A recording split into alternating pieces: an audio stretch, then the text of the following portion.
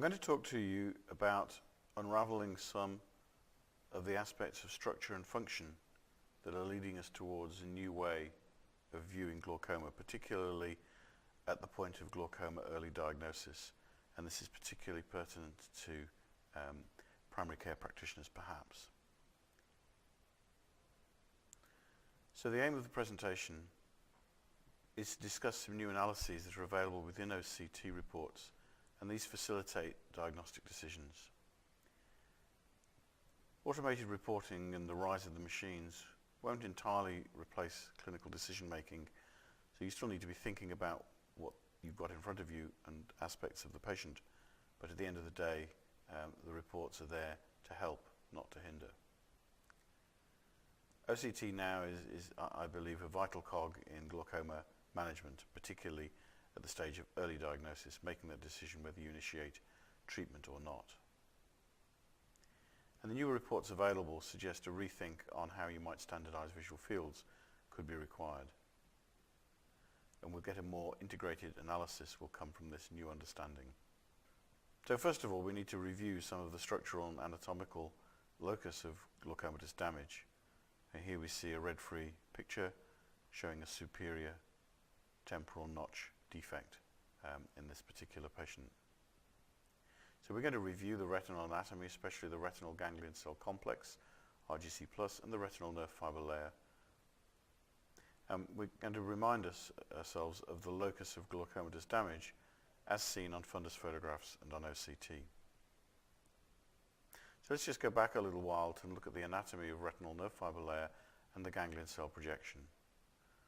So this is the conventional retinal nerve fiber layer schematic that we've all grown up with, showing the disc, the papillomacular bundle, and the horizontal raphe beyond the fovea. Now the retinal nerve fiber layers in the superior retina over the central superior 15 degrees and into the nasal step project from about 12 o'clock on the disc around to the temporal edge of the disc. And similarly, the retinal nerve fiber layers in the inferior retina project from about 6 o'clock. So the nasal retina has very little to play with as far as glaucoma is concerned. And in fact, the central retina is served by nerve fibers projecting from the temporal hemisphere of the disc almost entirely. And within this is the central 8 degrees, which covers the anatomical macula. Now that might only be 2% of the total retinal area, but it covers over 30% of all ganglion cells, and it corresponds with over 50% of the visual cortex. It's a very, very important area, and it has largely been overlooked in terms of glaucoma management. But it's there for detailed vision, for contrast detection, for face recognition, reading, etc. Now if we look at that projection, we have a familiar picture. We have that horizontal raphe, the papillomacular bundle, and the arcuate projections of the nerve fiber layer. But are all foveas level with the disc? This one is shown as slightly lower. No, they're not. Choi et al. Showed 2014 that the average disc to foveal angle was 6 degrees plus or minus 3.48, with a range from minus 1.11 to 14.97 degrees. And the yellow arrow shows us where the horizontal symmetrical position would be if the disc and fovea were to be horizontally aligned. So it begs the question, how horizontal is the horizontal raphe? So now we'll look at the anatomy of the retinal nerve fiber layer and ganglion cell projection with this familiar schematic of the disc in cross-section.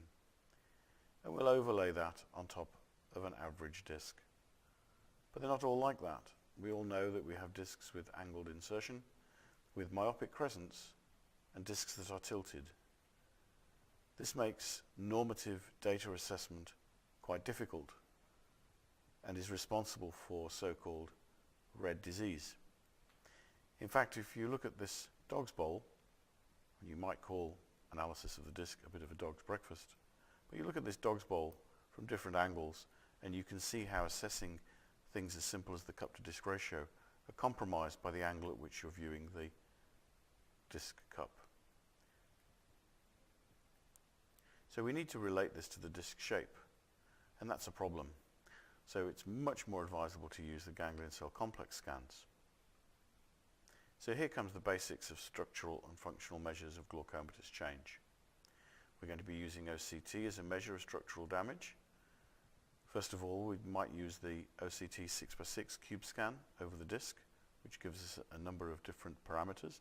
And on this one shows a superior temporal nerve fiber layer defect.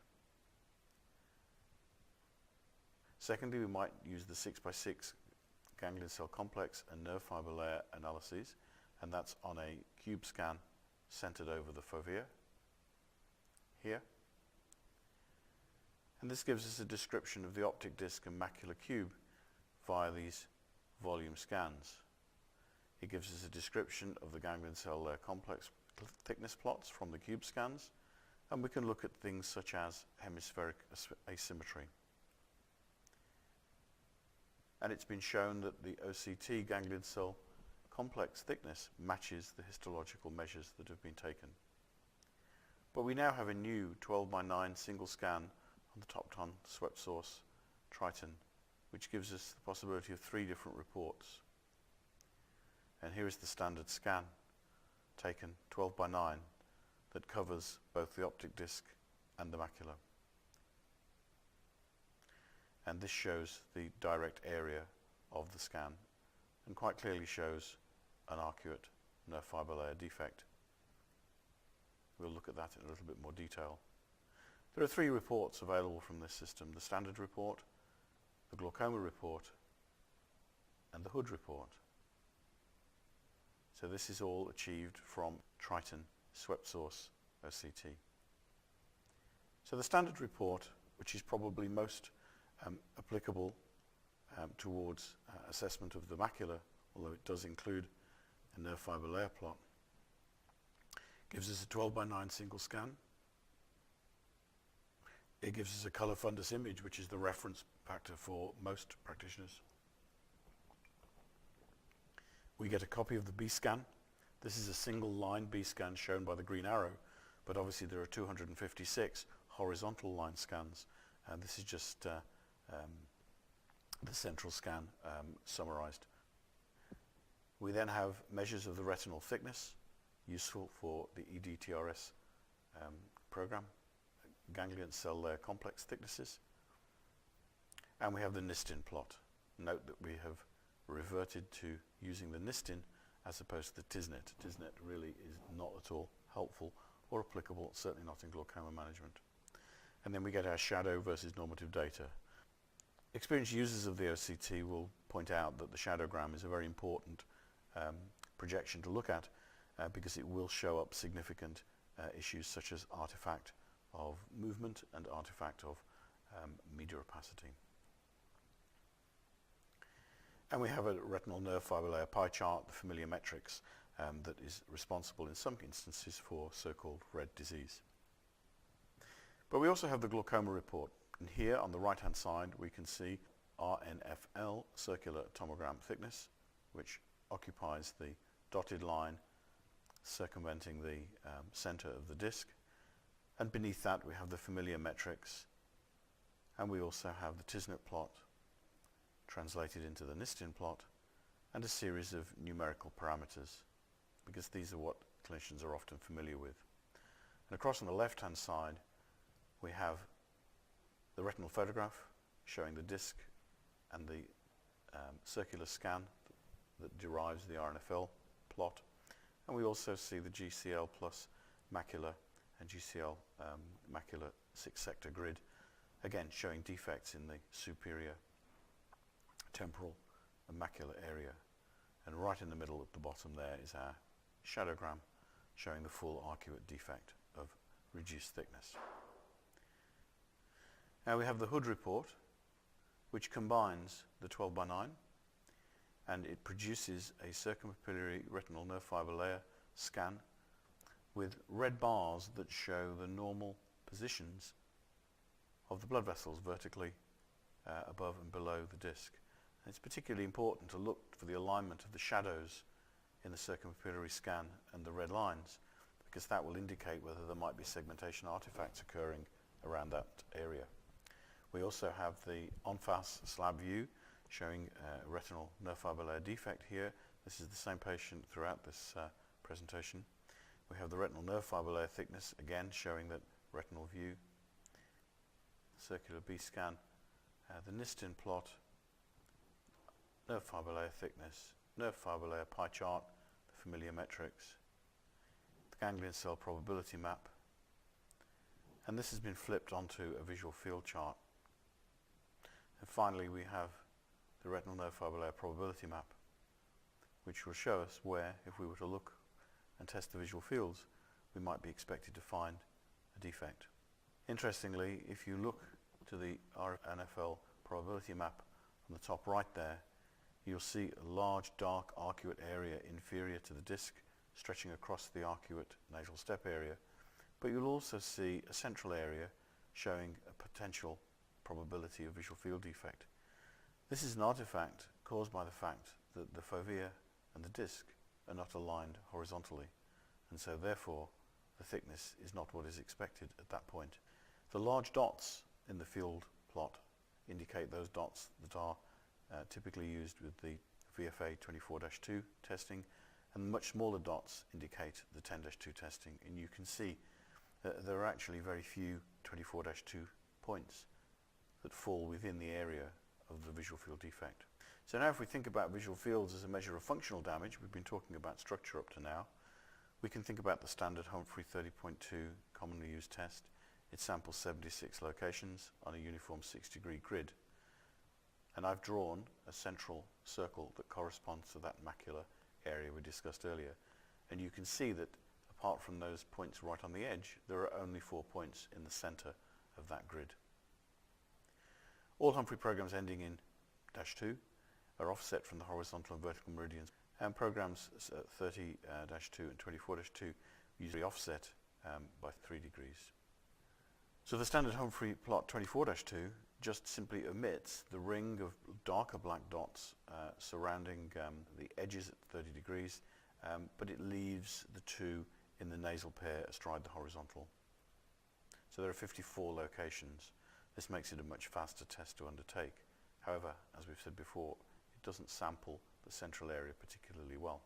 But you also have available the Humphrey 10-2, and until relatively recently this was a rarely used test, and it was more indicated for major visual field loss, perhaps extensive progression, when visual field loss for an advanced glaucomatous patient is approaching fixation. Now this is a high resolution test over the central 10 degrees, again with a tight 2-degree grid, and we can see that there are many more points that fall within that 10 degrees.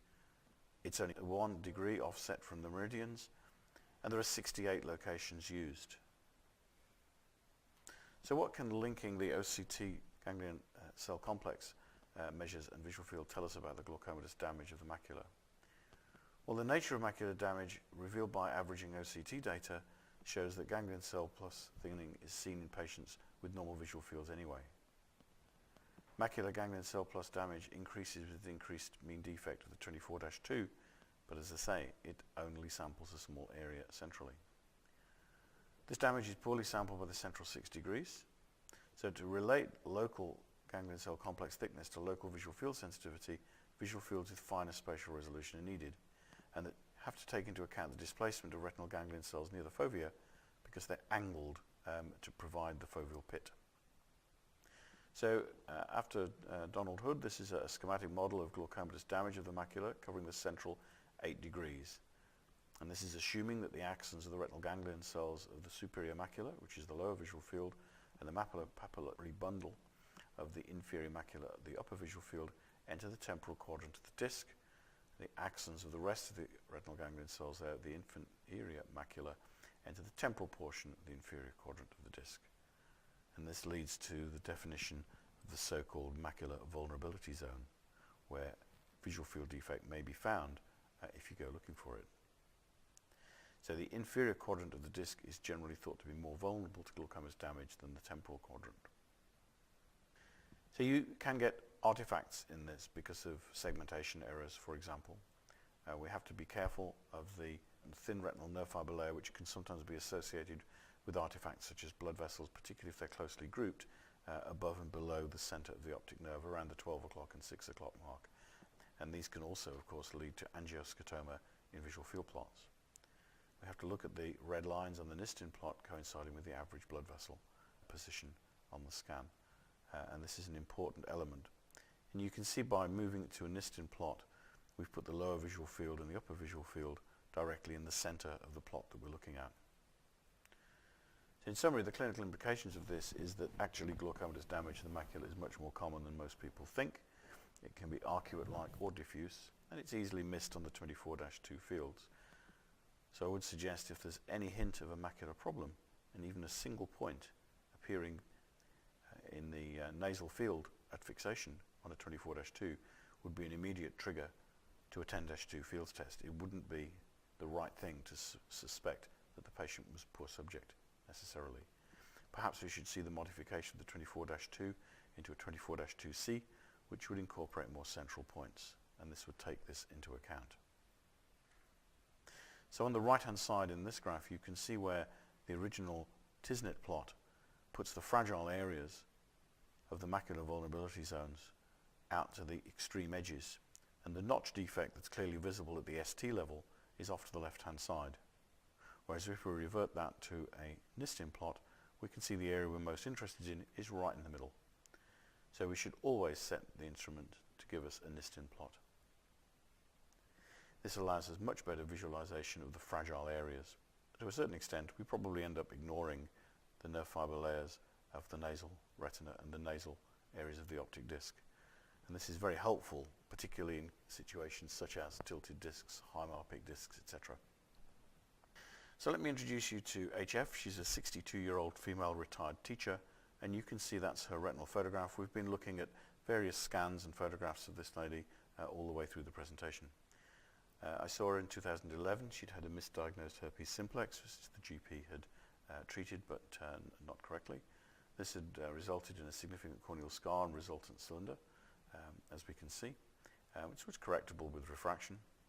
She then developed a cataract and was referred to have cataract extraction done, but it was noted that her pre-cataract extraction intraocular pressures were circa 22 millimeters. There was no recorded visual field loss on 24-2. Nevertheless, the hospital felt that she needed to be on Travatan, which was used nightly to reduce pressure and lower the risk. She counted, therefore, as a treated ocular hypertensive. By 2013, the HES had identified that with treatment, which I don't think she was particularly compliant with, the intraocular pressures were sitting around about the 19 level, and the hospital decided to discontinue the treatment and monitor her 12 months later, again showing no visual field loss 24-2. In 2014, she was therefore discharged 1 year later. 2015, when I examined her, Goldman tonometry was 19 and 18, and it was absolutely clear to me that she had a superior disc rim notch, and that was clearly visible in the nerve fiber layer, both in color and red-free photographs. And when we looked at the OCT, we showed a quite definite nerve fiber layer defect. And here is a 12:9 scan showing that same defect. We can see the notch in the Nistin plot at the bottom. If you were to scroll the 256 horizontal scans upwards and slice that green B scan directly through the area around the red segment, you'd see a thinning of the layers of the nerve fiber. So here is the conventional projection of the ganglion cell complex, and this is taken in a much earlier OCT, which is the OCT 2000. And we can clearly see there is significant nerve fiber layer thickness defect and ganglion cell complex defect, resulting in significant asymmetry of the hemifields. And this patient quite clearly has a nerve fiber layer defect. But what about her visual fields? Well, in terms of the left eye, her 24-2 and her 10-2 really show no visual field, although there is some effect on the 10-2 of central area, which is most probably related to early cataract. In the right eye, however, here is the 24-2, and this is, as I say, the patient who we've been looking at who quite clearly has a retinal nerve fiber layer defect. But when we look at the 10-2, we can now see there is a visual field defect that is completely missed by the 24-2 defect. Now, albeit these are measured on different instruments, the 24-2 is measured on a Henson, and the 10-2 is measured on a Humphrey. there is essentially no argument over the fact that the 24-2 has simply missed a central visual field defect, and that's quite extensive. If we flip the ganglion cell layer complex around the horizontal axis, because of course fields are upside down in relation to the OCT scan, and we can see that the field loss almost directly matches the retinal ganglion cell layer complex. We have a direct link between structure and function. So what's the outcome? Well, this patient's back under ophthalmology. The diagnosis is probably chronic open-angle glaucoma, possibly of normal tension, because we're still hovering around the upper teens. She is undertaking a review of systemic health, because of course we can't discount the possibility there's been a vascular event at the disc margin that could have resulted in that defect. Perhaps she'll have more aggressive treatment for reducing the intraocular pressure, but I'm not aware of any target IOP communicated so far, and perhaps even she might in the future have to go forward towards surgery. So in summary, linking OCT and visual field tests, we might move on to using a single 12:9 scan and generate ourselves a Hood report. We can look at the enlarged image of the circumpapillary disc scan. We look for algorithm and segmentation failures and artifacts surrounding the defects on the blood vessels, and we compare that to the retinal nerve fiber layer thickness profile. This will automatically display the retinal nerve fiber layer as Nistin, and we can topographically compare the OCT nerve fiber layer thinning to the visual field defects. And if there are no or minimal defects on the 24-2, we need to be looking at the 10-2 visual fields, looking specifically for damage in the macular vulnerability zone. Topographically, we can compare the RGC thickness maps to the visual field loss and the RFL thickness maps to the visual field loss. And the important thing to note is the Hood report does all of the above in one single scan. So let's move on and look at another patient. This is AM. It's a lady I've known for many years. She's a 72-year-old retired lady.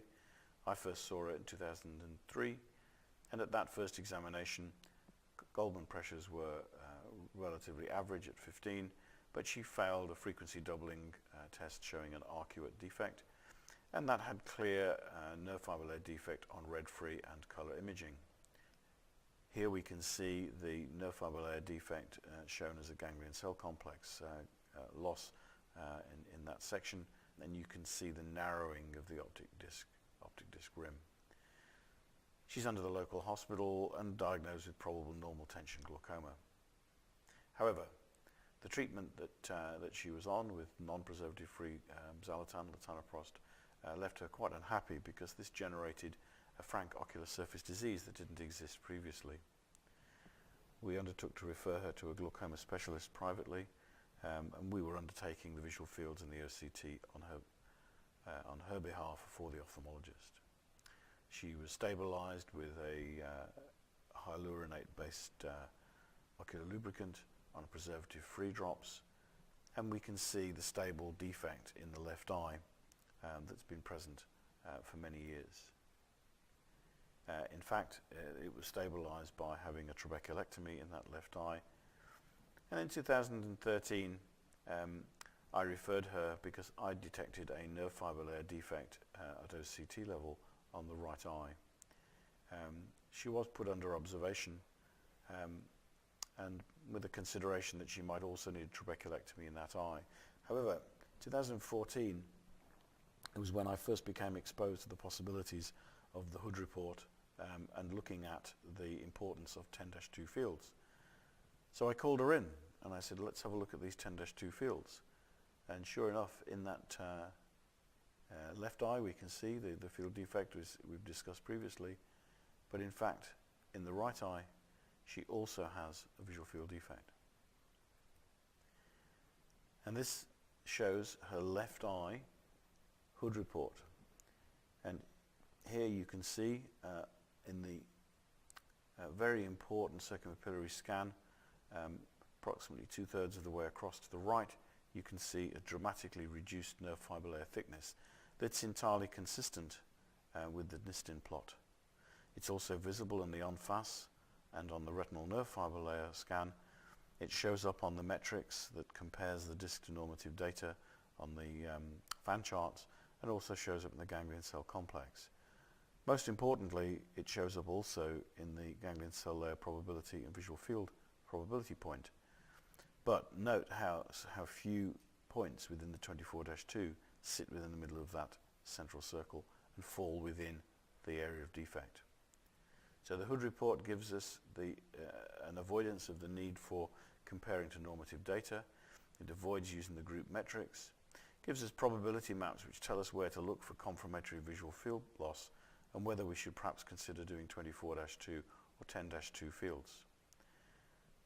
And the reason for keeping on with fields as well as the OCT is that at the end of the day most clinicians aren't happy without confirmatory data. They need the evidence at least at 2 levels.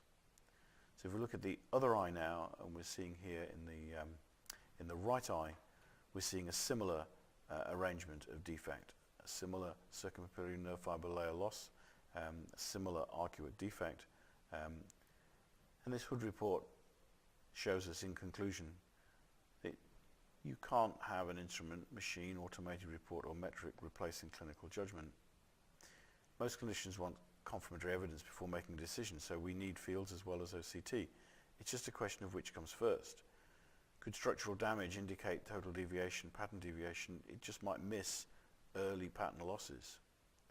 Isolated single point central loss on 24-2 or 30-2 could well be masking a central defect because the plot doesn't sample the area well enough. And of course in a lot of institutions OCT is an ordered image booked by an appointment, not necessarily by the same day clinician or the ophthalmologist or optometrist that's examining the patient. So the suggestion might be to undertake 2 to 3 baseline 12/9 scans at the first investigation and then subsequently. To carefully position the fixation using the fine target rather than the larger pixelated X, and this would help to locate the central scan directly onto the fovea. It would then be important to manipulate the centration so that the disc falls into the yellow box within the scanning software. And then when we get our report, we integrate that structural assessment of the OCT, the fundus image, and the slit lamp bio examination, also important, with the visual fields. And the Hood report gives us a flip nerve fiber layer and ganglion cell probability map mode to match the visual fields.